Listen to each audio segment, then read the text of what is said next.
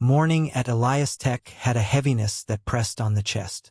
The once booming company, known for bold innovation, now teetered on the edge of collapse. Rumors had spread like wildfire. By noon, bankruptcy papers would be signed, and the tech giant would dissolve into headlines. Employees scurried across the polished lobby, avoiding one another's eyes. Tension radiated from every corner. The automatic doors whispered open, letting in the cold air that swirled around the sleek reception area. At the center of it all, Elliot Carrington, 35, walked with a folder clutched tightly against his chest. The exhaustion etched into his features could not hide the calm exterior he wore like armor. Last night had been sleepless. Today would decide everything.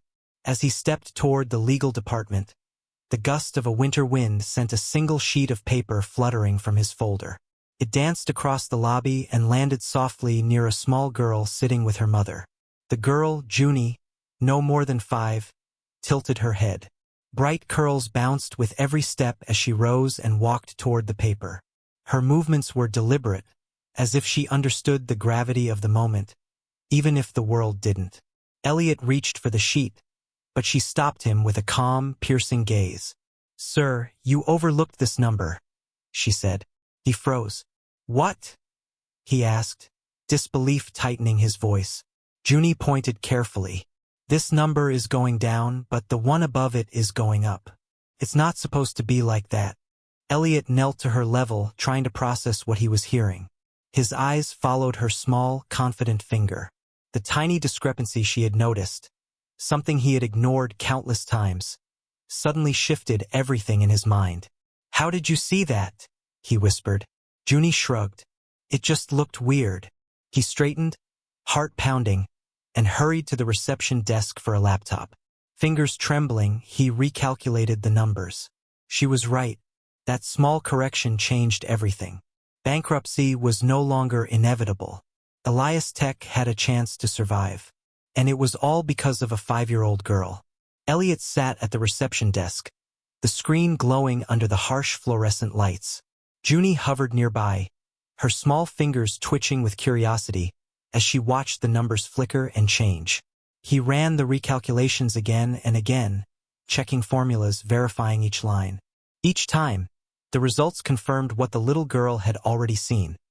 The company wasn't doomed. There was enough margin, enough room to pivot, enough to fight back. Junie pointed to the screen. "That one looks funny too," she said innocently. Elliot blinked. "You're kidding me." "Nope," Junie replied. Her curls bounced as she leaned slightly closer. "It's going down, but it should go up." He held back a laugh, half disbelief, half awe. "You're like a tiny financial wizard." The lobby was silent except for the hum of the computers and the faint tapping of keyboards from employees nearby. No one dared speak. The tension had transformed into something else, a quiet disbelief, almost reverence for what was happening. Elliot closed the folder and leaned back. He let out a deep breath he hadn't realized he was holding. "Thank you, Junie," he said softly. "You just saved this company." The little girl smiled faintly. "I just saw something weird."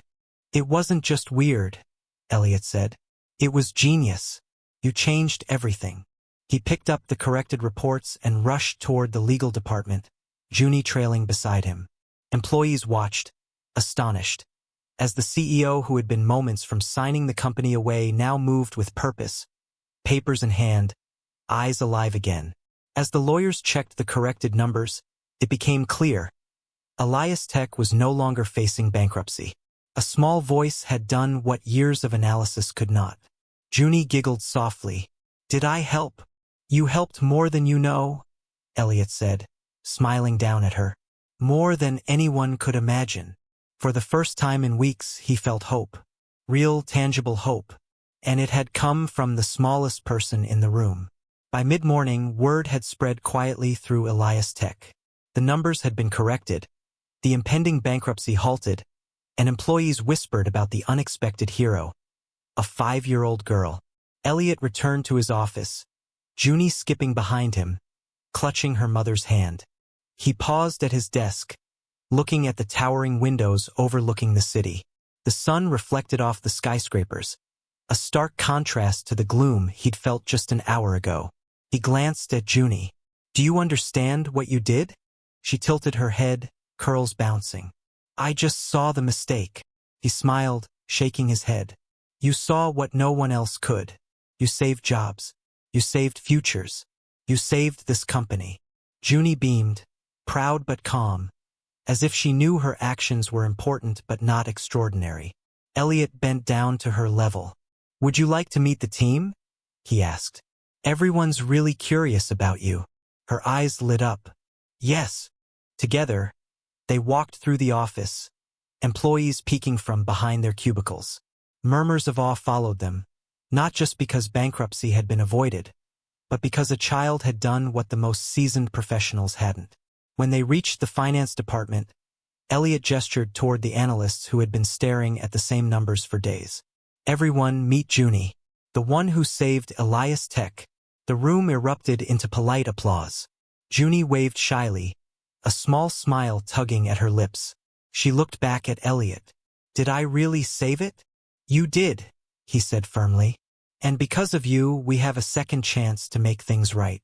For the first time in what felt like forever, the office buzzed with something other than fear, hope, and all because a tiny girl dared to speak up. The day progressed, but Elliot couldn't stop thinking about Junie. Even in the middle of meetings, he found his mind drifting to her small, confident voice pointing out the number no one else noticed. He asked his assistant to find out more about her. Soon, he learned that Junie had accompanied her mother, Celeste, to a job interview at the building. She had no idea she would end up changing the fate of an entire company. Elliot returned to the lobby, where Junie and her mother waited. Celeste looked nervous, holding her daughter's hand tightly. Elliot knelt down to Junie's level. "You know," he said, smiling, "some people might think saving a company is complicated, but all it took was noticing something small. You have a talent, Junie." Her eyes widened. "Really? Really?" he nodded.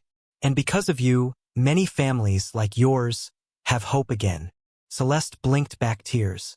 I don't know what to say. My little girl." Elliot stood, extending his hand to Celeste. "How about this?